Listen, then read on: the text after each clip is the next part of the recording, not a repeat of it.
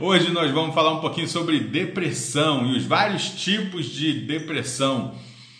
Por que eu resolvi falar sobre isso? Porque tem muita gente, a verdade é essa, tem muita gente que não sabe que está com depressão. Tem muita gente que passa às vezes anos e anos e anos com depressão e sem saber. E é lógico que quando você sabe aquilo que você tem, fica mais fácil de você procurar ajuda, fica mais fácil de você vencer as próprias limitações, vencer a doença, porque é uma doença, e a gente não pode ignorar. Se você passa pelo menos uma boa parte da tua semana ou boa parte do teu mês mais olhando para baixo e mais cabisbaixo e mais melancólico, talvez, aí eu levanto aqui uma hipótese, talvez você possa estar sim com depressão. E quando você não sabe, é um grande problema porque você não sabe o que tratar, né? Você não busca um tratamento, você não busca ajuda, você não busca mudar a tua rotina, porque você não sabe aquilo que você tem, né? Então a grande maioria das pessoas fica ali com aquela melancolia, aquela tristeza, aquela apatia, e aí ficam assim, ficam ad eterno, né? Ad eterno, sem ter um fim, achando que aquilo dali faz parte da vida, achando que aquilo dali é mais do que natural, achando que não há nada de mal em se sentir assim.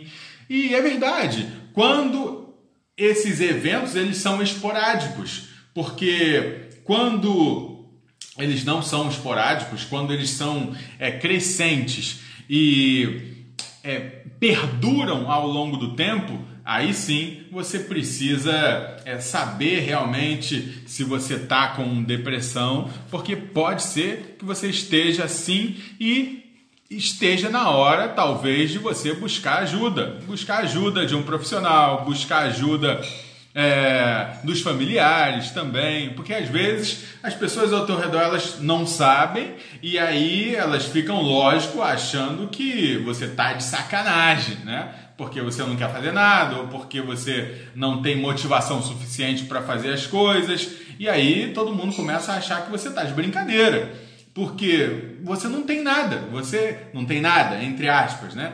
Porque você não foi diagnosticado com nada. Então, por isso que é importante você fazer um movimento de autorreflexão para que você comece a reconhecer em você possíveis comportamentos que possam ser caracterizados como depressão. E existem vários tipos de depressão. Não sei se você sabe, mas existem vários tipos de depressão. Eu separei aqui uns 5 pelo menos, só para a gente ter uma ideia, uma noção geral, né?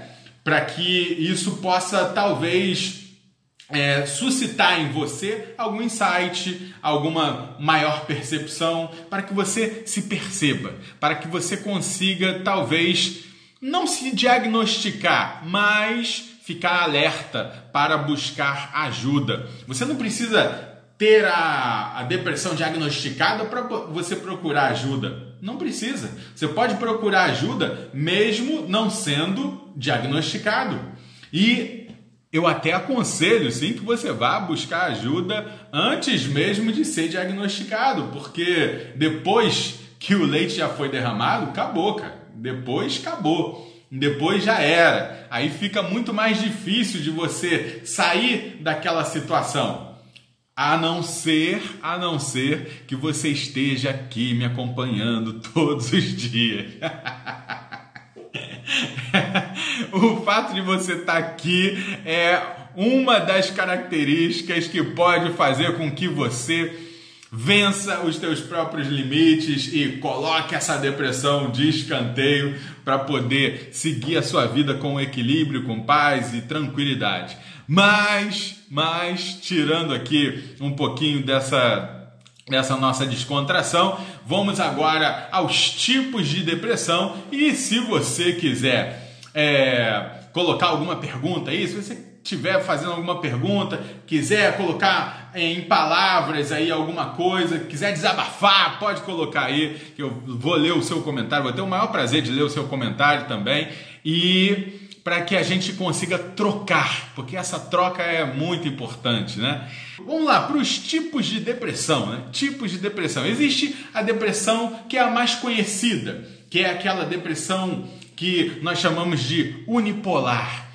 Unipolar é aquela depressão maior, é aquela depressão que deixa você num estado de maior melancolia, de maior sofrimento. Isso é uma característica de uma depressão unipolar. E algumas pessoas que entram nessa depressão mais severa, elas podem até se negar a tomar banho, porque não tem motivação, né? Não tem motivação para viver.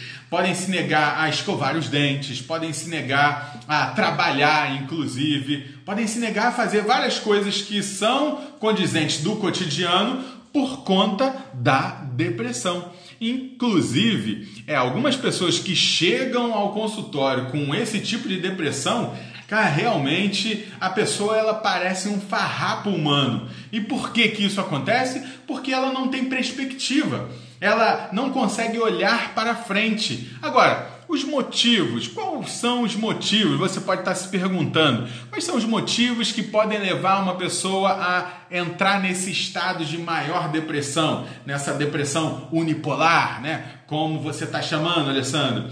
Bem, os motivos eles podem ser vários, tá? Vários. A grande maioria não sabe, na verdade, o que a levou a essa situação de depressão unipolar. Mas algumas pessoas têm sim uma ideia. Por exemplo, tem um rapaz que ele chegou uma vez no consultório, ele é um executivo, rapaz novo também, da minha idade, novinho, né? E ele chegou no consultório, mas muito assim, à vontade, né? Com aquela, sabe aquela roupa que você usa e você só usa para dormir porque você tem vergonha de usar na frente de outras pessoas? Então, ele chegou assim, com aquela roupa de dormir, bem tipo um farrapo humano mesmo, e não conseguiu nem ir para o consultório sozinho, porque quem levou foi a mãe dele. E isso acontece, né? Acontece. Agora, no caso dele, qual era o motivo da depressão? Ele não conseguia enxergar um motivo para viver. Ele não conseguia enxergar um futuro em relação à própria vida. Então, os porquês estavam muito severos, estavam muito fortes dentro dele mesmo. E esses porquês ele não encontrava resposta. Por mais que ele se perguntasse a todo instante o porquê que vale a pena viver, o porquê ter filhos, ou o porquê trabalhar, enfim, vários porquês.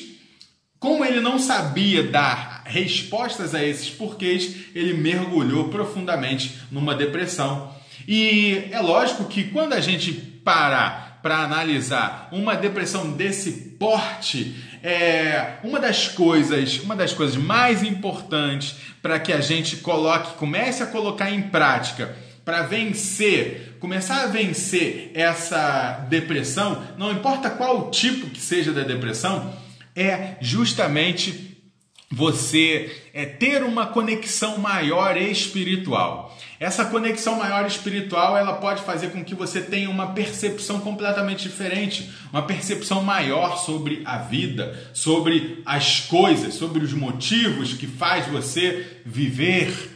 Ter um propósito de vida, ter uma missão de vida, isso é de fundamental importância para que você consiga dar mais valor à própria vida e não só isso, mas para que você encha de significados a sua vida. Porque se a tua vida ela não for cheia de significados, é lógico que você, diante das batalhas diárias, você pode se sentir muito fraco, você pode se sentir sobrecarregado, porque você não vislumbra um futuro, porque você não vislumbra um significado naquilo que você está fazendo. E às vezes não, sempre existe um significado dentro do próprio sofrimento. Então é importante a gente ter essa noção maior de significado da própria vida, porque isso vai nos dar motivação para superar os sofrimentos da vida cotidiana. Porque é lógico que todos nós aqui teremos sofrimentos na vida. Não tem como a gente escapar do sofrimento. O sofrimento pode ser por conta de dinheiro, pode ser por conta de uma relação amorosa, ou pode ser por conta de uma situação social, pode ser por conta de uma situação no trabalho, pode ser por conta de relacionamentos familiares, pode ser por conta de tanta coisa, tanta coisa. Só que é importante, quando você tem essa visão maior, quando você consegue ver além do alcance, quando você consegue colocar significado, né, na tua vida, quando você consegue estabelecer uma missão para você. E que porra de missão é essa, né? Alessandro, eu não sei o que é isso. Como assim? Que missão é essa? Olha só. Primeiro, espiritualidade não depende de religião. Então você pode ter a religião que você quiser e a gente não precisa falar aqui em termos religiosos, e sim espirituais. Espirituais, sim, você precisa ter não uma religião, mas uma espiritualidade, uma conexão espiritual. Isso é super importante, tá? Agora, uma outra coisa, o sentido de missão, né? Que porra é essa de missão? Missão é aquilo que você decide fazer da tua vida.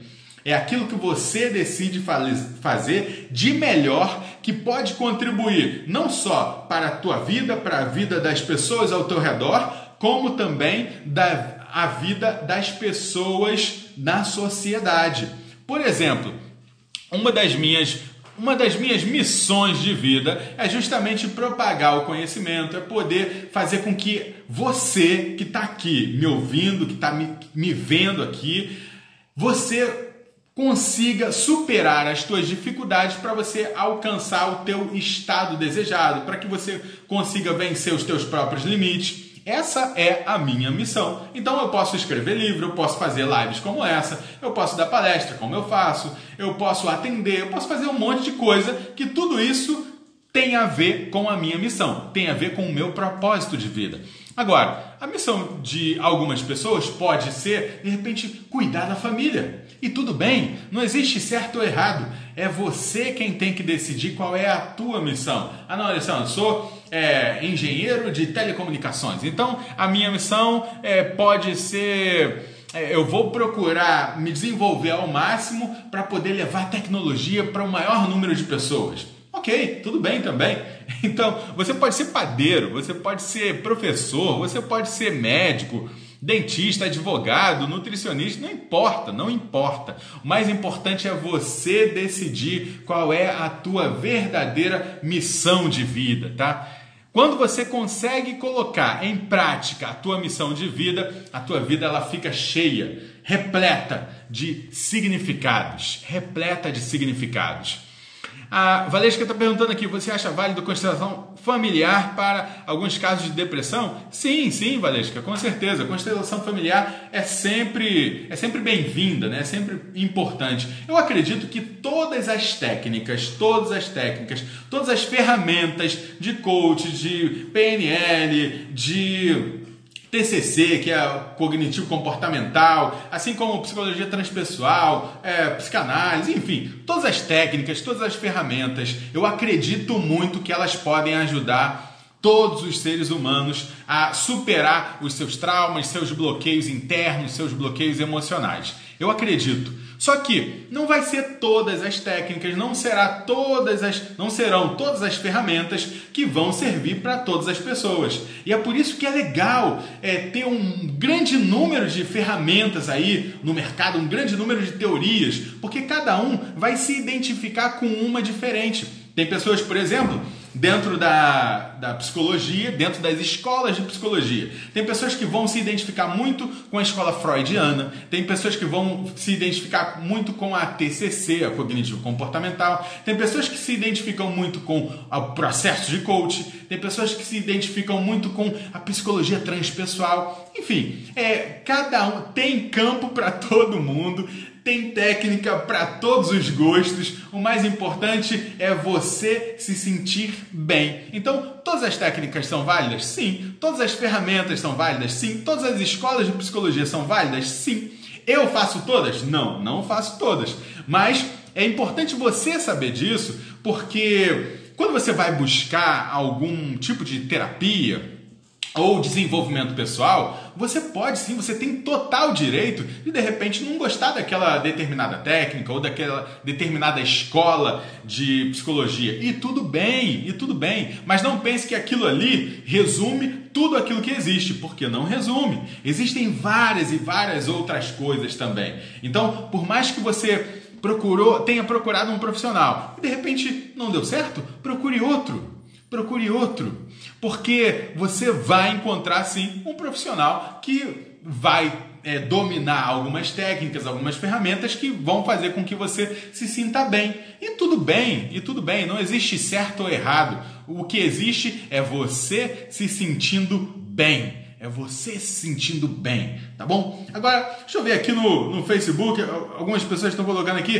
decepção amorosa também, desemprego, baixa de 50% do salário. Sim, claro, tudo isso pode afetar também, pode levar a pessoa a ter depressão. Agora, nós falamos de uma só, tá? Eu disse 5, né? Então vamos para um outro tipo de depressão que pode ser comum também. Depressão bipolar. Depressão bipolar é caracterizada por momentos de picos emocionais, de muita motivação, onde a pessoa se sente muito motivada, se sente muito alegre, muito feliz, e aí de repente cai ladeira abaixo e ela pode se sentir muito, mas muito para baixo mesmo, muito depressiva, muito melancólica, muito pessimista, como se o mundo inteiro fosse acabar ali naquele minuto, naquele segundo. Então, pessoas que têm essa variação de humor muito constante, sempre tendo picos de motivação, assim como picos de depressão, é caracterizada pela bipolaridade. Bipolaridade, então, é mais um tipo de depressão. Agora, o importante é você conseguir estabilizar o teu humor. Agora, como você pode fazer para estabilizar o humor? Existem várias formas de você fazer isso, de você estabilizar mais e melhor o teu humor, tá?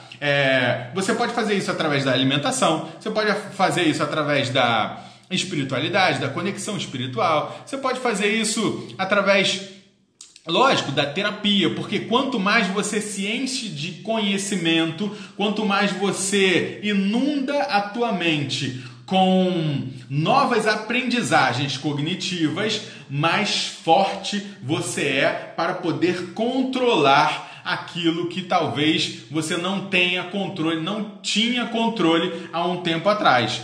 Consciência é remédio. Quanto mais você tem consciência das coisas, mais você se instrumentaliza para poder trilhar um caminho que vai te levar ao equilíbrio, a uma situação, a uma vida mais saudável, tá? Agora, uma outra coisa, um outro tipo de depressão também é a distimia. Distimia é um tipo de depressão caracterizado por pessoas que estão ali numa depressão persistente. Geralmente diz-se que uma pessoa tem depressão distímica ou distimia, é a pessoa que já está pelo menos há 2 anos em depressão. E aí você pode parar e ficar perguntando: caramba, cara, 2 anos em depressão? É verdade. Tem pessoas que ficam muito mais mesmo. Tem uma pessoa que eu atendi há um tempo atrás, que ela já estava, pelo menos, um executivo, tá, de uma grande empresa, não vou falar aqui o nome, mas de uma grande empresa, e ele tinha essa depressão distímica, né? E ele já estava em depressão antes de chegar ao consultório, havia pelo menos uns 15 anos. 15 anos, cara, 15 anos. Sabe o que é isso? 15 anos. E sem procurar. Ele sabia que ele tinha depressão, mas ele nunca tinha procurado um tratamento terapêutico. E logo depois que ele iniciou o tratamento, ele já começou a ter melhoras. Então, é muito importante o diagnóstico, sim, mas só que mais importante do que o diagnóstico é você procurar um atendimento, é você procurar o profissional, é você começar a fazer algo por você, fazendo um curso de desenvolvimento pessoal. Tem tantas coisas aí, tem tantos cursos hoje em dia, tem tantos profissionais aí no mercado. Não faz sentido você continuar se negando a buscar um auxílio e uma ajuda profissional, porque quanto mais você deixa para lá, quanto mais você se coloca de lado, mais a depressão ela pode se agravar. E eu conheço vários casos de pessoas que, inclusive tem um agora que me veio à mente, é de uma pessoa que entrou para o consultório, né, para fazer um tratamento terapêutico, ficou, se eu não me engano, acho que uns 3, 4 meses, começou a melhorar e aí resolveu fazer um tratamento estético, aí disse que tinha que se afastar um pouquinho da terapia e tudo bem, né? Cada um coloca a prioridade que deseja na sua vida, só que o fato foi que ela não estava ainda em 100%. E aí ela parou, aí foi fazer um tratamento que na verdade ela nem fez, só que 8 meses depois, 8 meses depois, ela voltou e voltou muito pior, porque não deu continuidade àquele tratamento iniciado e que estava fazendo tão bem para ela. Então é importante você fazer por você. E eu sempre falo aqui uma questão que é da prioridade. Nós precisamos aprender a priorizar as coisas. Quando a gente passa a dar prioridade para nós mesmos, quando a gente passa a se colocar como prioridade, várias coisas podem se suceder de uma forma muito, muito benéfica para a nossa vida. E olha só, eu vou te dizer mais, hein? Não só para a nossa vida, mas como também para todos aqueles que nos rodeiam. Sabe por que eu estou falando isso? Porque, às vezes, a tua depressão é pelo fato de você sempre se colocar em escanteio, sempre se colocar de lado. E aí, o que acontece? Vamos analisar aqui junto comigo. Quando você se coloca de lado, não uma, nem duas, nem 3 vezes, mas passa talvez a vida toda se colocando de lado, você pode estar não só colaborando muito para a tua depressão, mas como também você pode estar colaborando para a dependência das pessoas ao teu redor. Você pode estar colaborando para o mimo e para a falta de educação, para a imaturidade das pessoas ao teu redor. Sejam elas quais forem, pode ser de repente o pessoal do teu trabalho, pode ser um pessoal da tua família. Vou te contar um caso que aconteceu com uma pessoa que eu atendo há um tempo atrás. Ele chegou e ele é um cara sensacional, ele trabalha muitíssimo bem, ele está sempre fazendo mais e mais e mais, como se fosse um workaholic. E ele trabalha muito bem. Só que aí, o que acontece? No trabalho, as pessoas sabendo disso, começaram a chamar ele para ajudá-lo. Não, ajuda aqui, fulano, ajuda aqui, ajuda aqui, ajuda aqui. E aí ele começou a ajudar. E quando ele se deu quando ele se deu conta, ele viu que na verdade ele estava fazendo o trabalho não só dele, mas do setor inteiro. Por quê? Porque as pessoas elas são acomodadas. As pessoas elas não têm limites. Quem tem que colocar limites nas pessoas somos nós. É você quem tem que colocar limites nas pessoas. E quando isso não acontece, as pessoas elas tendem a se aproveitar. Às vezes, de uma forma muito inocente até. Vamos colocar aqui inocente entre aspas, né?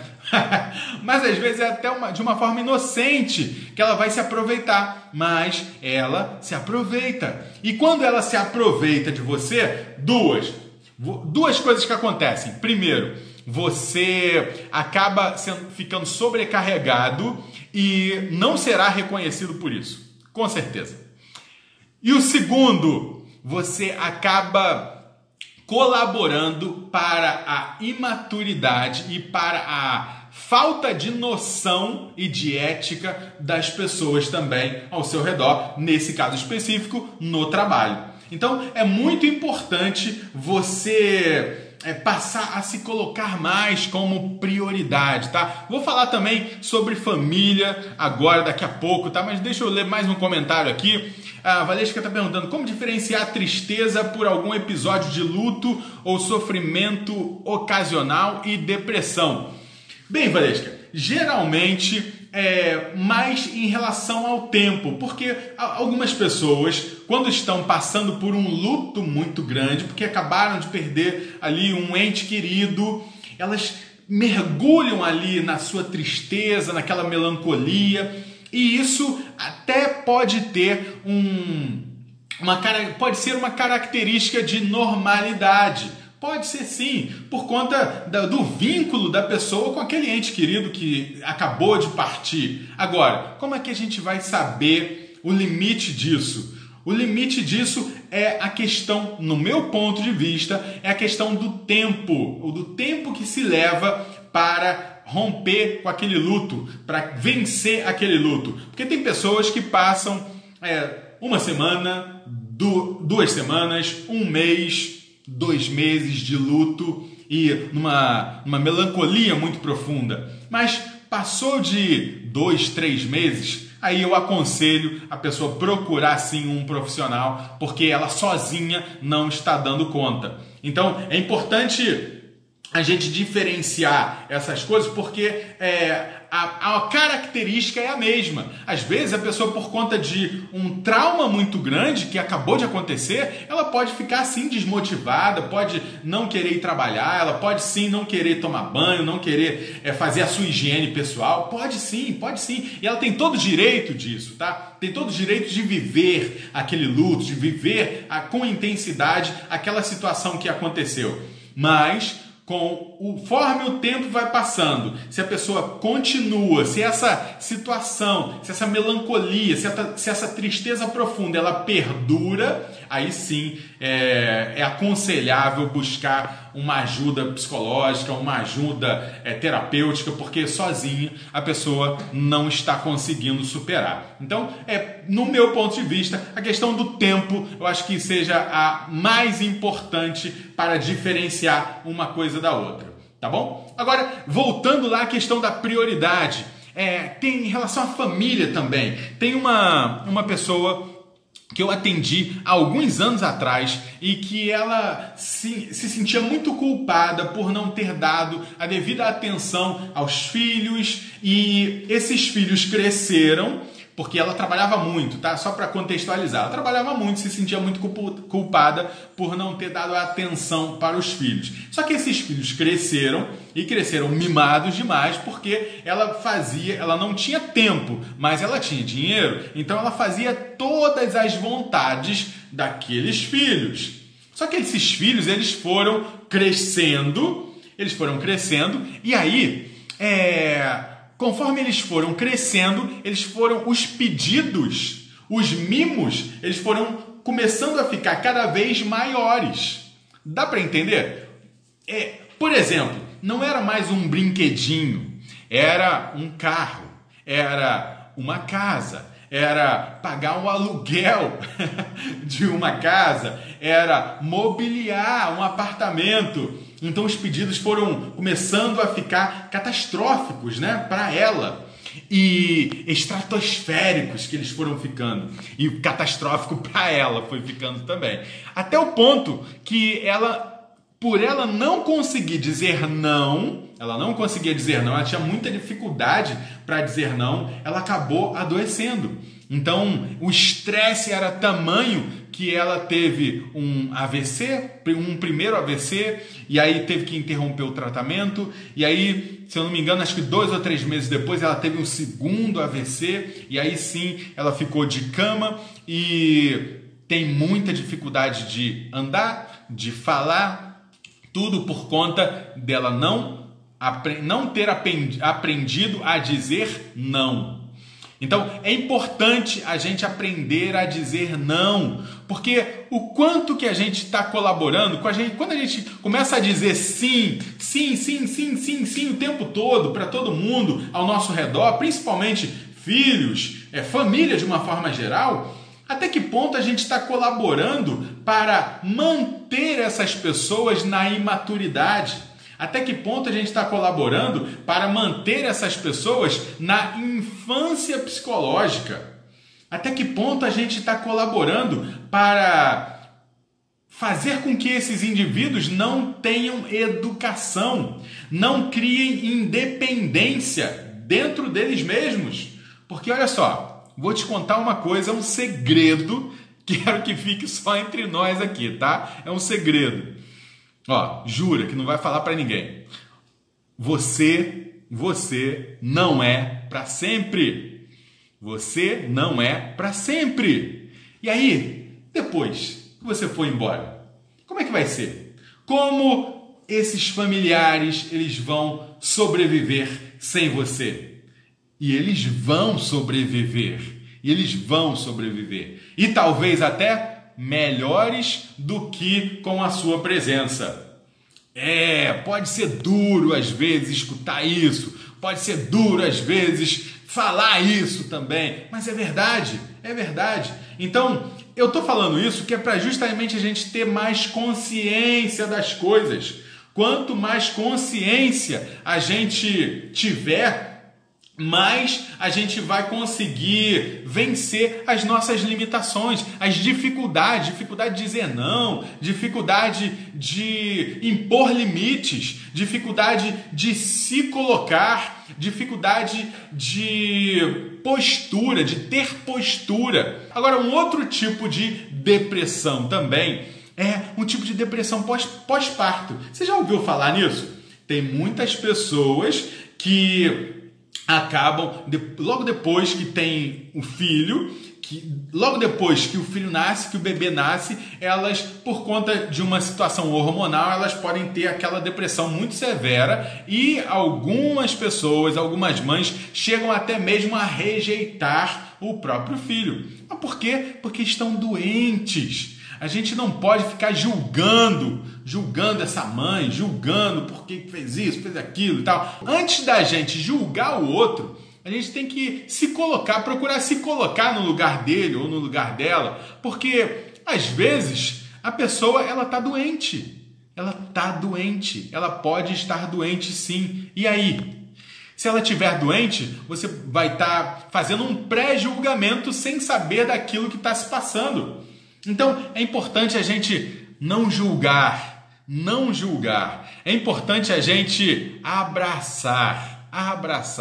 O abraço, ele faz com que um hormônio que é a ocitocina, ele seja mais produzido, seja acelerado. E a ocitocina é um hormônio de bem-estar, é considerado um dos hormônios da felicidade, né? Junto com a endorfina, serotonina, dopamina. Então, a gente precisa trabalhar, desenvolver essa ocitocina. Então, ao invés de julgar, sempre que você tiver na tua cabeça, caramba, vou julgar essa pessoa. Ou então, naquele pensamento automático, que pessoa filha da você vai e não faça isso, vai lá e dê um abraço na pessoa. A pessoa não vai saber o porquê que ela está recebendo aquele abraço, mas também não interessa, tá? Foda-se. O negócio é você com você e não você com ela, tá? Porque é só você quem pode avaliar o nível dos teus pensamentos, tá bom? Agora, a Cristiane está colocando aqui no Facebook, equilíbrio? Compra onde? Vou te falar, Cristiane, equilíbrio, na verdade, equilíbrio não se compra, é verdade, equilíbrio não se compra, mas se adquire na medida em que você investe no teu desenvolvimento pessoal. Na medida em que você investe em você mesmo, na medida em que você faz cursos de aprimoramento pessoal, na medida em que você vai desenvolvendo competências e habilidades emocionais. Não adianta a gente ficar olhando e encarando tudo isso com sarcasmo, ou até com um deixa pra lá, né? Equilíbrio, que isso aí não existe no meu vocabulário, então, isso aí compra onde, né? Isso aí não existe, é muito difícil, só um monte de tibetano que tem. Não, cara, não. Você pode sim, todos nós, eu acredito muito seriamente nisso que eu vou falar agora. Todos nós temos dentro de si todos os recursos que a gente precisa para alcançar tudo aquilo que a gente quer na vida. Só que esses recursos internos, às vezes eles estão ali dormindo. A gente precisa aprender a despertar esses recursos. E uma forma de você despertar esses recursos é buscando a terapia ou fazendo algum curso de desenvolvimento pessoal. Você pode sim desenvolver habilidades e competências emocionais, mas você vai ter que pagar o preço. E pagar o preço não é só uma questão monetária, é pagar o preço do tempo também. O tempo é um preço, o tempo é um valor. E se você não valoriza o teu tempo, se você acha que de repente isso não é importante para você, tudo bem. Mas você pode. Você pode não querer. Isso pode não ser prioridade para você. E tudo bem. Cada um sabe onde o seu calo aperta. Essa é a verdade. Há anos atrás, quando eu senti que o meu calo estava apertando muito, eu fiz diferente. Eu fui lá e busquei. Porque não foi a faculdade que me deu todos os conhecimentos que eu tenho, não. Eu sou muito grato pela faculdade que eu fiz, pelos conhecimentos que eu adquiri dentro da faculdade, mas a grande maioria das coisas que eu falo aqui foi através da experiência de vida, foi através de cursos de desenvolvimento pessoal, foi através de terapia. Tudo feito fora da faculdade. Então, se eu conseguir, você também consegue, mas tudo é uma questão de prioridade. Eu coloquei isso como prioridade na minha vida quando eu vi que o meu calo estava apertando demais e estava doendo demais. Então, talvez para você, hoje, o calo não esteja tão grande assim, talvez não esteja tão apertado assim, talvez não esteja doendo tanto assim, e tudo bem. Agora, a médio e longo prazo, quais são as incidências que isso pode ocasionar? No que isso pode repercutir caso você continue aí só tendo consciência e não fazendo porra nenhuma para se melhorar? Quais são as consequências disso? Você já parou para se perguntar? Já parou para analisar as consequências disso?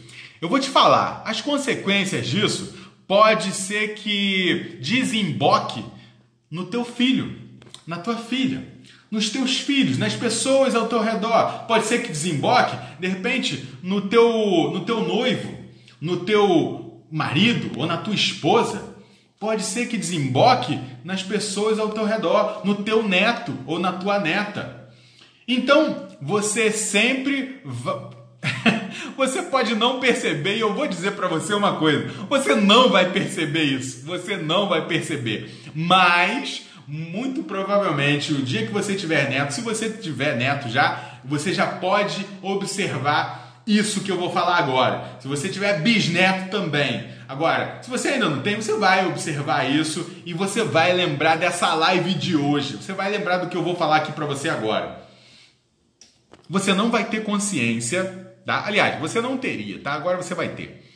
Você não vai ter consciência se você não estivesse aqui na live, assim como a grande maioria que não está, não vai ter consciência do quanto eles ou elas, do quanto vocês são responsáveis por conta do teu filho, ou por conta do teu neto, ou por conta do teu bisneto ser do jeito que ele é.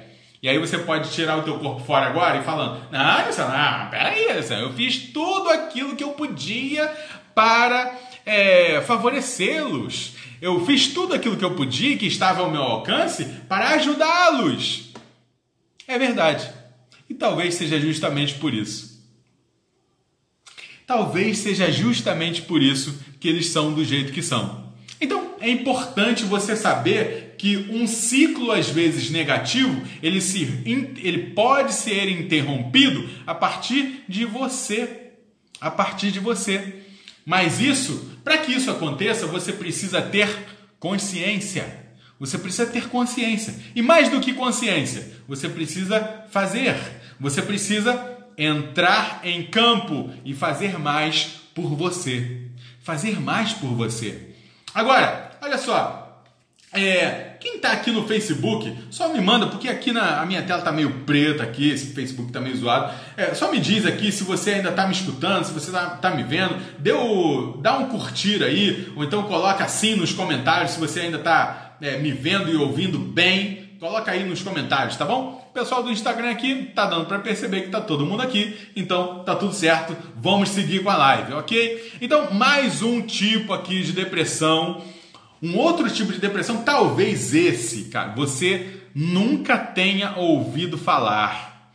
Talvez esse tipo de depressão você nunca tenha ouvido falar. Que é um tipo de depressão transtorno, é um tipo de transtorno, é um tipo de depressão, né? É um transtorno disfórico pré-menstrual. Transtorno disfórico pré-menstrual, que é muito parecido com a TPM, mas é muito mais severo do que a tensão pré-menstrual. E geralmente ele acontece por conta da falta de uma baixa de estrogênio que precede o ciclo menstrual. E é lógico que existe uma tendência, é sempre uma tendência, que quando o ciclo ele vem, essa depressão ela se desfaz. Mas enquanto o ciclo ele não acontece, enquanto o ciclo não vem, você pode sim ter esse tipo de transtorno disfórico pré-menstrual e ele geralmente é muito mais severo. Os efeitos, as características são muito mais severas do que a tensão pré-menstrual normal, comum, tá bom? Então é importante que você saiba disso, porque principalmente as mulheres têm ali o ciclo menstrual todos os meses e antes do ciclo menstrual, se você perceber que o teu humor tá uma merda, tá uma droga, tá muito para baixo, cara, você precisa refletir um pouquinho, porque isso pode ser que seja esse tipo de transtorno pré-menstrual, ok? Então, é importante você saber disso e eu tenho certeza que a grande maioria aqui ninguém sabia disso e é importante você saber porque é uma situação circunstancial. Então, geralmente, quando o ciclo vem, ela se desfaz. Agora, se não se desfizer, aí sim, você deve procurar um terapeuta, deve procurar um processo de coach, deve procurar algum profissional para você poder se tratar, tá bom? E uma das características desse transtorno é que ele é muito severo. Agora, várias coisas você pode fazer para vencer a depressão. Várias coisas. Eu dei aqui vários exemplos, eu dei aqui várias formas, várias características que você, colocando em prática, você pode vencer sim a tua depressão, ou pelo menos começar a vencer a tua depressão. Agora, é importante que se diga que quando você tem um diagnóstico, não fica escondendo também, tá? Fale, principalmente para a sua família, porque a sua família ela pode ser um fator crucial para que você consiga restabelecer a tua saúde.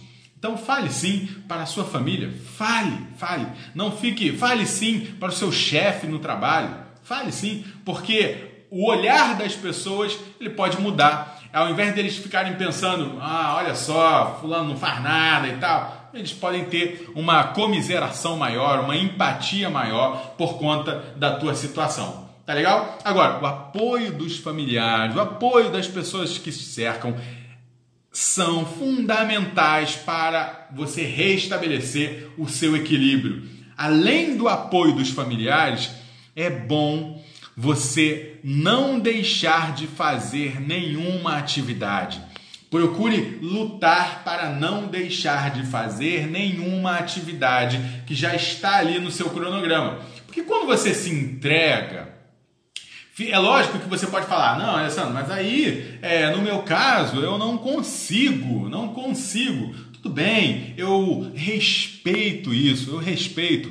E se você não estiver conseguindo fazer nenhuma atividade, aí talvez seja melhor você procurar um psiquiatra para que você comece a tomar remédios para controlar mais ali o teu humor, ok? Agora, independente disso, é bom que você faça um esforço para não deixar de fazer nenhuma atividade. Levante-se da cama, tome sol. O sol ele vai produzir a vitamina D que vai te ajudar sim a sair também da depressão. O sol ele é uma fonte também esplendorosa que pode facilitar a tua saída da depressão. Então, saia da cama. Esse é o fundamental, tá? Saia da cama e faça. Vá para o trabalho, ainda que você não trabalhe bem, mas vá para o trabalho.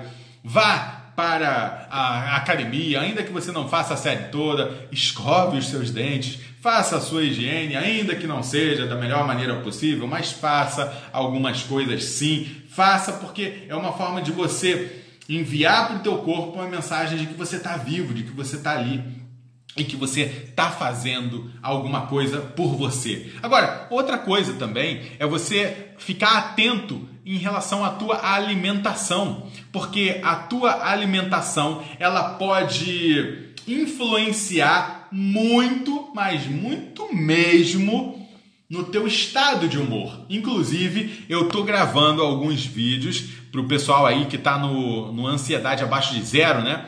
Eu tô gravando alguns vídeos, logo os primeiros vídeos, eu falo muito sobre essa questão da alimentação, o quanto ela pode incidir no teu estado de humor. Então é importante você cuidar da sua alimentação também, tá? A banana, por exemplo, ela contém triptofano que vai atuar diretamente na produção de hormônios que vão te dar uma sensação maior de bem-estar, de prazer, de felicidade. Então, mude a sua alimentação também, porque a reeducação alimentar ela vai te ajudar muito a estabilizar também o seu humor, ok? Quero agradecer mais uma vez aqui a presença de todos, muitíssimo obrigado, tenham uma excelente noite e nos vemos então na próxima live amanhã. Um grande abraço, beijo no coração de todos e até lá, até breve!